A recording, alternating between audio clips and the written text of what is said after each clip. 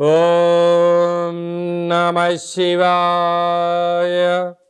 ఓం నమో నారాయణాయ. కర్మ నివారణ, సంచిత కర్మ, ప్రారబ్ధ కర్మ, ఆగమిక కర్మ నివారణ, నరదృష్టి నివారణ కాళభైరవాయ నమో నమః. ఓం దిగంబరాయ విద్మహే సింహవాహనాయ ధీమహి తన్నో కాళభైరవ ప్రచోదయాత్. హరి ఓం. మా ఛానల్కి స్వాగతం. చూస్తున్న వీక్షకులకు, ప్రేక్షకులకు, ప్రియ కాళభైరవ భగవద్బంధులకి స్వాగతం పలుకుతూ మమ్మల్ని ఎంతగానో ఆదరిస్తూ ఉండబడినటువంటి ప్రియ సోదర సోదరీమణులకు అందరికీ, సనాతన ధర్మ సంరక్షకులకి, వీక్షకులకు, ప్రేక్షకులకు 2024వ సంవత్సరంలో శేషభాగమైనటువంటి 15 రోజులకు వీడుకోలు పలుకుతూ 2025వ సంవత్సరానికి స్వాగతం పలుకుతూ ఈ సంవత్సరంలో జరిగినటువంటి అష్టకష్టాలకు, ఇబ్బందులకు, అనారోగ్యాలకు స్వస్తి పలుకుతూ నూతన ఆనందంతో 2025వ సంవత్సరం స్వాగతం పలకాలని కోరుకుంటూ 16/12/2024 నుండి 31 డిసెంబర్ 2024 వరకు పుట్టినటువంటి వారందరికీ కూడా ముందస్తుగా జన్మదిన శుభాకాంక్షలు. అలాగనే గతంలో వివాహం చేసుకున్న వారికి వివాహ వార్షికోత్సవ శుభాకాంక్షలు. ద్వాదశ రాశుల్లో గ్రహ గమనాన్ని ఒకసారి వీక్షింపచేద్దాం. వృషభ రాశిలో దేవగురు బృహస్పతి శత్రు సంచార స్థితి, కర్కాటక రాశిలో కుజ సంచార స్థితి, కన్య రాశిలో కేతు సంచార స్థితి, వృశ్చిక రాశిలో బుధ సంచార స్థితి, ధనుస్సు రాశిలో రవి సంచార స్థితి, మకర రాశిలో శుక్ర సంచార స్థితి, కుంభరాశిలో శని భగవానుడు స్వక్షేత్ర సంచార స్థితి, మీనరాశిలో రాహు సంచార స్థితితో గ్రహ గమనాలు ఈ విధంగా ఉన్నాయి.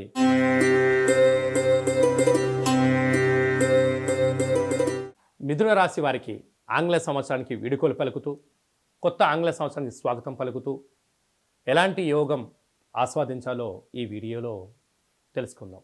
మిథున రాశిలో ఏ నక్షత్రాలు వస్తాయనగా విశేషమైనటువంటి మృగశిర నక్షత్రంలోని 3వ పాదం, 4వ పాదం, ఆరుద్ర నక్షత్రంలోని 4 పాదాలు, పునర్వసు నక్షత్రంలోని 1, 2, 3 పాదములు కలిపితే మిథున రాశి. చాలామందికి పుట్టినటువంటి కాల సమయంలో డేటా బర్తులు లేనటువంటి కారణం వలన పేరు యొక్క మొదటి అక్షరాన్ని అనుసరిస్తూ ఆ రాశిని తెలుసుకునే ప్రయత్నం చేద్దాం. కా, కి, కు, ఖం, అజ్ఞ, ఛ, కే, కో, హ అక్షరాల వారందరూ కూడా మిథున రాశి జాతకులే. మిథున రాశి యొక్క అధిపతి బుధ భగవానుడు. ఈ 24 వీడుకోలు పలుకుతూ 25వ సంవత్సరం స్వాగతం పలుకుతూ 2వ స్థానంలో కుజుడు సంచారం చేయడం వలన, కుజుడు నీచభంగ రాజయోగ సంచార స్థితిలో ఉండడం వలన వీలైనంత వరకు అప్పులు ఇవ్వద్దు, అప్పులు తెచ్చుకోవద్దు. కారణం ఏమిటయ్యానగా ఈ రెండే మంచిని చేస్తాయి, ఈ రెండే మనిషిని ఇబ్బందులు పాలు చేస్తాయి. అర్ధాష్టమకేతు రేపు ఏం జరగబోతుందో, నిన్న మీరు ఏం చేశారో, ఈరోజు ఏం జరగబోతుందో మీరు పక్కా ప్రణాళికగా జీవనాన్ని ఏర్పాటు చేసుకుంటారు. ఒక్కొక్కసారి వ్యక్తుల కోసమనో ఇంకొకరి కోసమో ఏదో చెయ్యాలనుకుంటుంటారు. అది మంచిదే, కానీ సంవత్సరపు చివరి రోజులలో పక్క వారి యొక్క విషయాల్లో కానీ వారి యొక్క సలహాలు ఇవ్వడం మానుకోవడం వలన మీరు ఎంతో మనశ్శాంతి మీ సొంతం అవుతుందని చెప్పి కూడా గమనించాలి. 6వ స్థానంలో బుధుడు మంచి తెలివితేటలు, వ్యాపార అభివృద్ధి, పెట్టుబడులు, విజయం మీ సొంతం అవుతుంది. సప్తమంలో రవి సంచార స్థితి ఉండడం వలన వివాహ ప్రయత్నం చేస్తున్న వారికి మంచి శుభవార్తలు, వాహన యోగము, విదేశాలకు వెళ్ళాలి అనుకుంటున్న వారికి మంచి సలహాలు సూచనలు స్వీకరించడము యోగదాయకం అని చెప్పి కూడా గమనించాలి. మీ విలువైనటువంటి ఫోన్లు, ల్యాప్టాప్లు, మెయిల్స్, మెసేజ్లు జాగ్రత్తగా పెట్టుకోవడం ఉత్తమోత్తం. ఏ కొద్దిపాటి నువ్వు విస్మరించావా మెయిల్స్ అంటే డేటా చోరీ కావడం, బ్యాంకు లావాదేవీలలో ఇబ్బంది కొంచెం ఉన్నాయి, తస్మాత్ జాగ్రత్త. వివాహం కాని వారికి ప్రయత్నం చేస్తున్నట్టయితే ప్రేమికుల మధ్య మంచి సయోధ్య, భార్యాభర్తల మధ్య అన్యోన్యత, వీరి యొక్క అభిప్రాయాలను షేర్ చేసుకోవడం వలన మరో మైలురాయి దాటబోతున్నారు అని చెప్పి గమనించాలి. ఏకాదశంలో విశేషమైనటువంటి పరిస్థితి గోచరించడం, రాజ్యస్థానంలో రాహు మీకు మీ కష్టానికి తగినటువంటి ఫలితాన్ని ఇచ్చే పరిస్థితి ఉంటుంది. వ్యయంలో దేవగురు బృహస్పతి సంచారం చేయడం వల్ల ఆధ్యాత్మికమైనటువంటి పూజలు, యజ్ఞము, యాగము, సత్ప్రవర్తన, సత్సంగము మీకు యోగాన్ని కలిగిస్తుంది. కనుక ఈ సంవత్సరము చివరి ఆదివారము, చివరి సోమవారము, సోమవతి అమావాస్య, అమావాస్యతో కూడుకున్న మంగళవారము అవడం వలన మీరు వీలైనంత వరకు దూరవాయు జల ప్రయాణం పెట్టుకోకపోవడం ఒక ఉత్తమమైన మార్గం. విందులని, వినోదాలని, ఆధ్యాత్మికమైనటువంటి స్నేహితులతో చేస్తున్నప్పుడు జాగ్రత్త వహించి తీరాలి. ఇలాంటి కాల సమయంలో మీరు 1 కేజీంబావు పెసలు తీసుకొని వాటిని ముందు రోజు నీటిలో నానబెట్టి తెల్లవారిన తర్వాత వాటిని ఉడకబెట్టి అందులో ఒక బెల్లం ముక్కను పెట్టి మీకు చాకలి వాళ్ళతో కానీ ఇంట్లో పెద్దవాళ్ళతో కానీ దిష్టి తీసుకొని గోమాతకు ఆహారం ఏర్పాటు చేయడం, లేకుంటే చాకలి వారికి దానం చేయడం, లేకుంటే ప్రవహించే నీటిలో వేయడం వలన సకల అంతర్గతమైనటువంటి బహిర్గతమైన మానసిక సంక్షోభానికి సంబంధించినటువంటి ఇబ్బందులు తొలగిపోయి ఈ సంవత్సరానికి కష్టాలకు ఫుల్ స్టాప్ పెట్టి నూతన ఆంగ్ల సంవత్సరానికి అద్భుతమైన స్వాగతం మిథున రాశి వారి సొంతమవుతుందని చెప్పి గమనించాలి. ఇలా చేసుకోవడం కుదరలేదు, ఈ కింద నెంబర్ సంప్రదించినట్లయితే మీకు వీడియో కాల్ ద్వారా పూజ చేయించి మిమ్మల్ని కొత్త సంవత్సరానికి ఆనందానికి స్వాగతం పలకడానికి ఏర్పాటు చేయడం జరిగిందని చెప్పి కూడా గమనించాలి. ఈ 2024వ సంవత్సరానికి మన స్వస్తి పలుకుతూ ఈ యొక్క ఆంగ్ల సంవత్సరంలో చివరి రోజు సోమవతి అమావాస్య, మంగళవారం అమావాస్యతో కూడుకున్నటువంటి అవుతున్నాయి కనుక ప్రధానంగా మనము ఎలాంటి విధి విధానాలు పాటించాలో కూడా తెలుసుకుందాం. ఎందుకనగా ఇయర్ ఎండింగ్ అనగానే మనకు 25వ తారీఖు నుండి హాలిడేస్ రావడం, అందులో సంవత్సరంలో చివరి ఆదివారం, చివరి సోమవారం, చివరి మంగళవారం.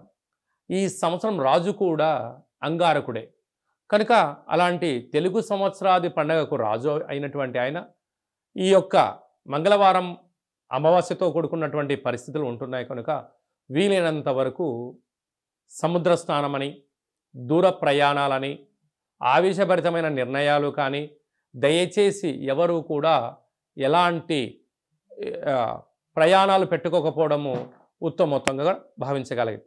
ఎందుకనగా సంవత్సరపు చివరి రోజులలో దాన్ని శేషము అంటారు కనుక అందులో అమావాస్యతో కూడుకున్నటువంటి సోమవారం అమావాస్య వస్తే దాన్ని సోమవతి అమావాస్య అని, మంగళవారం మిగులు ఛాయలు ఉన్నాయి కనుక అమావాస్యతో కూడుకున్న మంగళవారం అవ్వడం వలన ఆవేశభరితమైన నిర్ణయాలకు ఇది సరైన సమయం కాదులని, విందులని, వినోదాలని పాల్గొంటున్నప్పుడు ఎన్నో జాగ్రత్తలు అవసరం. మితిమీరిన వేగంతో ప్రయాణం చేయకపోవడం, ఆధ్యాత్మికమైన చింతనతో కలిగి ఉండడం వలన ఎన్నో రకాలుగా ఉపద్రవాలను, ప్రమాదాలను నియంత్రించుకునే స్వయం శక్తి అందరికీ ప్రసాదించాలని మనసారా కాళభైరవ స్వామి వారిని కోరుకుందాం. కనుక 16వ తారీఖు నుంచి 31వ తారీఖు వరకు ముఖ్యమైనటువంటి పండుగల గురించి క్లుప్తంగా, సవివరంగా, సంపూర్ణంగా తెలుసుకుందాం. 23వ తారీఖున బహుళాష్టమి సోమవారము ఉత్తరా నక్షత్ర సందర్భంగా కాళభైరవ స్వామికి స్మరణ, ధ్యానము, పూజా కార్యక్రమంలో పాల్గొనడం వలన మనకు సకల అష్టకష్టాలు తొలగిపోతాయని చెప్పి కూడా గమనించాలి. అలాగనే మనకు 30వ తారీఖు సోమవారం పూట అమావాస్య, సోమవారంతో కూడుకున్నటువంటి అమావాస్య, అది సోమవతి అమావాస్య అంటారు.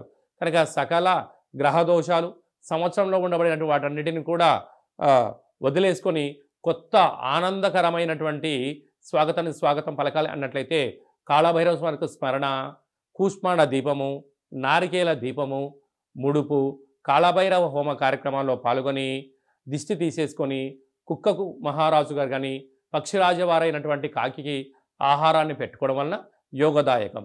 అలా మీకు కుదరలేదు, ఈ కింది నెంబర్ మీరు సంప్రదించినట్లయితే మీ యొక్క గోత్రనామాలు పంపించినట్లయితే కాళభైరవ స్వామికి స్మరణ, అభిషేకము, పూజ, హోమము, ముడుపును కట్టి 20 రకాల వస్తువులతో ఈ సంవత్సరం ఎండింగ్లోకి ఈ కష్టాలను ఎలా ఫుల్ స్టాప్ పెట్టుకోవాలి, కొత్త సంవత్సరానికి స్వాగతం పలుకుతున్నప్పుడు ఎలాంటి కార్యక్రమాలు చేసుకోవాలో కూడా మీకు వీడియో కాల్ కూడా తెలియజేయడం జరుగుతుందని చెప్పి గమనించాలి.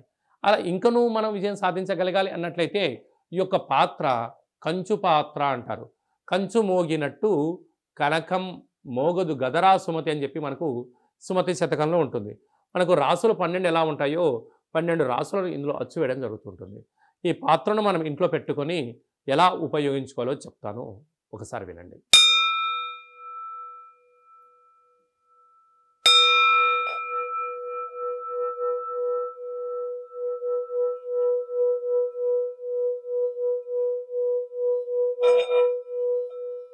ఈ యొక్క శబ్ద దొరకడం వలన మనిషి యొక్క శరీరంలో ఉండబడినటువంటి మూలాధార, స్వధిష్టాన, మణిపూరక, విశుద్ధ, అనహత, ఆగ్నేయ చక్రాలు వికసింపచేయడం, ఇంట్లో ఉండబడినటువంటి జ్యేష్ఠాదేవి ఈ శబ్దానికి తట్టుకోలేక బయటికి వెళ్ళిపోవడం, గ్రామంలో సంచరించేటువంటి మహాలక్ష్మీదేవి గళ్ళు గళ్ళుమంటూ ఇంటికి రావడం స్వాగతం పలుకుతుంది.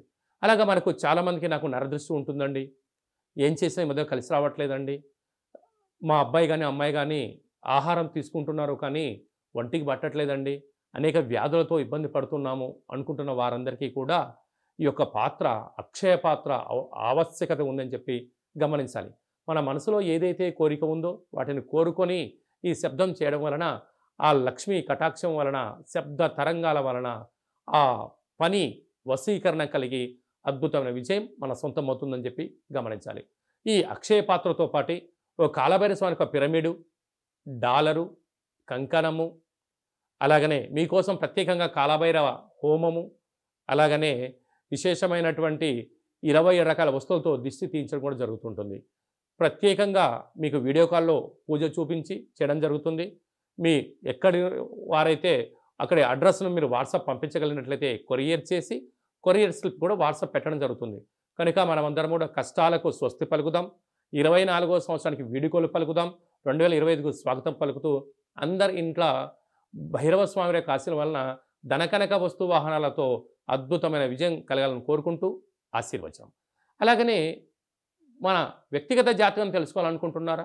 మీ యొక్క పేరు, పుట్టినటువంటి తేదీ, నెల, సంవత్సరం, సమయం రాసి మీరు వాట్సాప్లో పంపించగలిగినట్లయితే 100 సంవత్సరాల జాతకాన్ని సవివరంగా సంపూర్ణంగా రాసి పంపించి, ఆ తర్వాత మీరు పుట్టినప్పుడు గ్రహ గమనాలు ఎలా ఉన్నాయి, ప్రస్తుతం ఎలా ఉంటున్నాయి, రాబోయే కాలంలో ఎలా ఉండబోతున్నాయో మీకు తెలియజేయడం జరుగుతుందని చెప్పి కూడా గమనించాలి.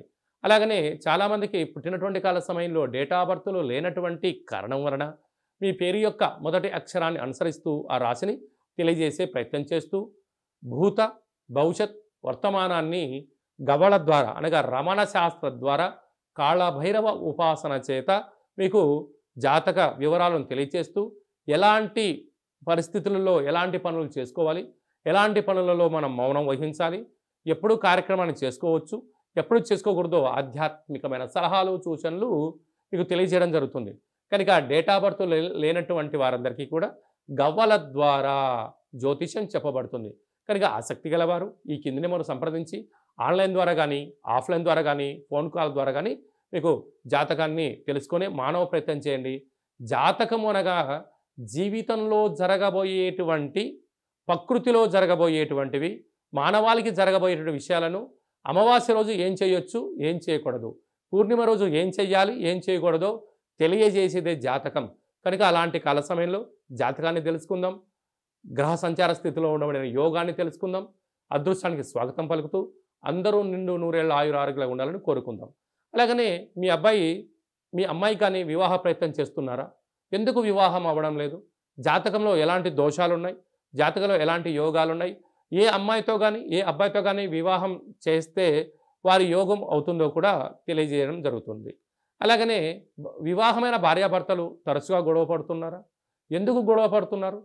అంటే ఇక్కడ పేర్లు కలవడం లేదా, జాతకాలు కలవడం లేదా, వ్యవస్థలో వీరి యొక్క భావాలు భిన్నంగా ఉన్నాయా అని తెలుసుకొని పేర్లో స్వల్పమైన మార్పులు చేయడం వలన ఇలా పోలీస్ స్టేషన్లని, కోర్టు సమస్యలని ఇలా ఇబ్బంది కాకుండా, విడిపోకుండా ఆ భార్యాభర్తలు అన్యోన్యంగా ఉండడం కోసం ఆధ్యాత్మికమైన సలహాలు, సూచనలు ఇవ్వడం జరుగుతుంది. కనుక అందరికీ శుభం, జయం, లాభం జరగాలని కోరుకుంటూ ఈ ఆంగ్ల సంవత్సరానికి వీడుకోలు పలుకుతూ కొత్త సంవత్సరానికి స్వాగతం పలుకుతూ ఆశీర్వచనం.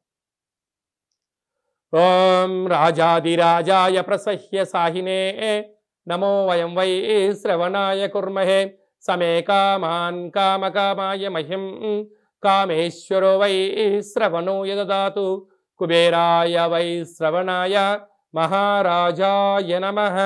హరి ఓం నిత్యం శాంతిరస్తు, వృద్ధిరస్తు, తుష్టిరస్తు, అవిఘ్నమస్తు, ఆయుష్యమస్తు, ఆరోగ్యమస్తు, మాఘుం రక్షంతు, సహకుటుంబానం రక్షంతు అని అందరు మనసులో అనుకోండి. శతమానం భవతి శతాయు పురుష సతేంద్రియ ఆయుష్యేవేంద్రియే ప్రతిష్టతి.